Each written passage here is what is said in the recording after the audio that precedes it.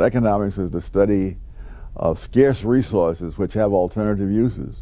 In other words, there was no economics in the Garden of Eden because everything was available in unlimited quantities.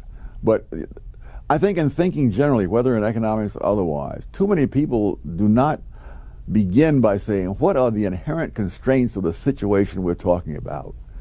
And they act as if, you know, they're God on the first day of creation and can follow whatever policy seems to them best. You know, but by the time when each of us enters a world that is already completely elaborated and complex before we ever got here. And so you make your decisions within that context. And if you don't think of it that way, you can have all sorts of utopian notions. From time to time, people complain, you know, that George Washington, Thomas Jefferson condoned slavery. Slavery was there for centuries before George Washington and Thomas Jefferson were ever born. And neither of them thought that the office of the presidency had any powers to do anything about it. Lincoln was able to do something about it because he did so not simply as president, but as the commander-in-chief in a war. And what he did applied only to people who were in rebellion against the United States. But there was no basis otherwise. And so if you can't think in terms of what were the things confronting the people who made decisions, nothing is easier than to sit there today and say, oh, this should have been done, that should have been done. And that's not taking the past as it was. It's treating the past as if it's just the present taking place in earlier times. And that is not the case. When Yale University took the name John Calhoun off of one of their buildings, what was your reaction? Oh my gosh. By this time I had given up all hope for the academic world, and so practically nothing surprises me anymore. If we're going to again look retrospectively, whatever reason his name was put on there, it was there, and I don't know anything that has happened since then has made Calhoun any better or any worse than he was when that decision was made. If you're going to go back, first that you're so desperate for grievances that you have to go back into history to find them, that really says something. We talked about the impact of Vietnam and Watergate on the country. What about the impact of slavery on the country? The thing that always gets me is that the past, whatever it is, good, bad, or terrible, it's irrevocable. And the only thing we have any influence over are the present and the future. And nothing that we do. I was so pained to learn that apparently Angela Merkel in Germany felt the need to take in these refugees in order to help Germany live down the terrible record of Hitler. Nothing is ever going to change what Hitler did. Nothing. All you can do is do things that are going to have an effect in the present and the future. And the effects that her policies are having in the present have been disastrous. Racism is not dead, but it is on life support, kept alive by politicians, race hustlers, and people who get a sense of superiority by denouncing others as racist. Yes, I suspect that there are millions of Americans who would be gratified if the whole subject of race simply vanished into thin air because they're sick of hearing about it. But there are people for whom this is a very lucrative business. I'm amazed at how little attention was paid to the fact that Al Sharpton owes the federal government millions of dollars in taxes. You don't owe millions of dollars in taxes unless you've made millions of dollars in income. And the question is, how did this man, you know, ever get into a position to make millions of dollars other than by race hustling? What is your take on the Supreme Court today, just as an institution after all these years? Oh, it's very dicey. And what's dicey are the freedoms that depend upon whether the courts enforce the Constitution or whether they go off on their own social adventures. I think the greatest disappointment with this court was Chief Justice Roberts disregarding the 10th Amendment and finding some terribly clever way of evading it and declaring Obamacare constitutional. You know, the 10th Amendment says that the government has only such powers that are specific, the federal government has only such powers as are specifically designated to it, and all other powers either belong to state governments or belong to the people themselves. There is no power for the federal government to tell people what kind of medical insurance they have to buy, even if they prefer something else. But because I have no idea what terribly clever reasons the Chief Justice might have had, but once you knock down the 10th Amendment, there's really nothing the government can't order us to do. We've got some video of you back in our talk in 2005 talking about an offer you had in the Ford administration. And as people listen to this, they have to keep in mind when you're telling this story that there was a Democratic Senate at that time. Let's listen to this, and you'll see what you said back in 2005. Which president offered you the Federal Trade Commissioner's job? President Ford. What were the circumstances? They had a vacancy. It was 1976, and they offered it to me, and I agreed to take it on condition that if there's any opposition that arises, they let me know. I'll withdraw because I don't have time to play Washington games. And I kept calling there and asking the guy at the White House who's handling this, is there any, I don't hear anything, what's going on? And he said, oh, no, it's just taking time. And eventually I was in Washington, so I went up to the Hill and talked to the staffer of this committee that handled this. And he said, we've gone over your record with a fine-tooth comb. We can find nothing to object to, and therefore we're just not going to hold hearings.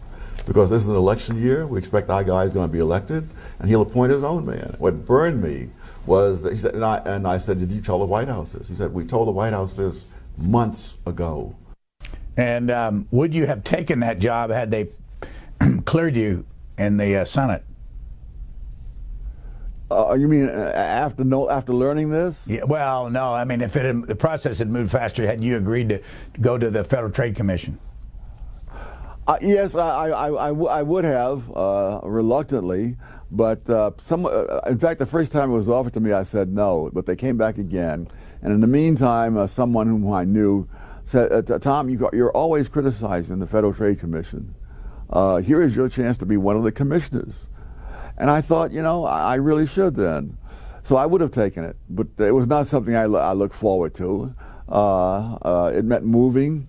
It did not mean any increase in pay, but it did mean an increase in cost of living and so on. So I mean, there were many downsides for me personally. But I thought that really, as a matter of living up to what I've been saying, I ought to go and try it. Now, your first job in government, though, was considerably earlier than that, and what was it? Oh, I was a GS2 clerk in the General Accounting Office back in 1950. And that was a big step up for me at the time. That means that you were GS2. They start at GS1 and go up to GS18. I don't know if they still do 18, but they do the senior executive service. Why had you gone in the government, and what impact did those years have on your thinking today? Well, you mean the years before or the year afterwards? Afterwards, yeah, after you had the experience of working in the government. It was not habit forming. There was a lot of double dealing and stuff going on. But by the time, this is before I was drafted and went into the Marine Corps. But after I came out, went back eventually to that job. But now I realized I had the GI Bill to back me up, and that I would now try to go to college. And so I never regarded that as a career thing. I just, it was something I would do. And that gave me a great deal of freedom, because for one thing, there's one example of the freedom. Back in those days, the General Accounting Office had a large unit that was essentially all black. And it was presided over a white woman from Georgia. And they had different rules that when in other units, if you were late, you signed a T for tardy. But in the unit that I was in, if you were late, they docked you an hour's annual leave, and you signed for it. Since I was planning to leave when the time was right, and I was going to turn in my annual leave for money, I was not about to sign for that. And I told them, quite frankly, that not only was I not going to sign, that if they took the leave without my signing, I would take the case right up to the Civil Service Commission. They immediately realized that they knew they were wrong to begin with, but they realized if I did that, all hell would break loose. And so, one of those wonderful political compromises, they would let me sign a T for tardy, and everybody else had to sign for an hour's annual leave. And that deprived me of any standing to bring any case. I told the others, but they wouldn't believe me. Many of them felt I must have some secret in, I must know somebody or something. But that was the way it was. The other thing was, the other people were career civil servants, and so they knew not to make waves. I really didn't care because I wasn't planning to be there that long. Did you ever ask anybody then why in the world they would have two separate, ideas about if somebody was late, why they would do one with the whites, one with the blacks? No, because I mean, I think if you put a white woman from Georgia in the 1950s in charge of a black unit, that's what you expect to happen. How long have you been married, and where did you meet your wife? I've been married 36 years, and I like to say that I got my wife because of affirmative action. That I'd written an article about affirmative action, which she read in Palo Alto, and she complained to a mutual friend that she really objected to what I had said and thought I was wrong. He said, well, he's right here in Palo Alto. Why don't the two of you get together for lunch and work out your differences? Well, we got together for lunch. We have not worked out our differences to this day, but things took a turn in other directions. I was off taking pictures in Yosemite with some photographic buddies of mine for 4 days. And in all that time, I never watched a television news program. We never read a newspaper. And I thought, this is the way to live. And the only way to live this way is to stop writing the column so that I don't have to be up to date on all the news. And that's the biggest benefit, that when I'm watching a television program and some silliness in politics comes on the air, I can simply switch to the tennis channel or turn to classic movies, or just turn the thing off. Because I feel no obligation now to keep track of things like that. And those kind of things certainly don't do my blood pressure any good. You wrote this at the end of 2016. Age 86 is well past the usual retirement age. So the question is not why I'm quitting, but why I kept at it so long. Why did you? Why did I keep at it so long? Yes, sir. There were a lot of things happening that I thought ought to be explained in a different way from they're explained in most of the media. And I enjoyed doing it. I enjoyed hearing back from people. I was sorry that I never had a chance to reply to them all, which would have taken up all the time I had.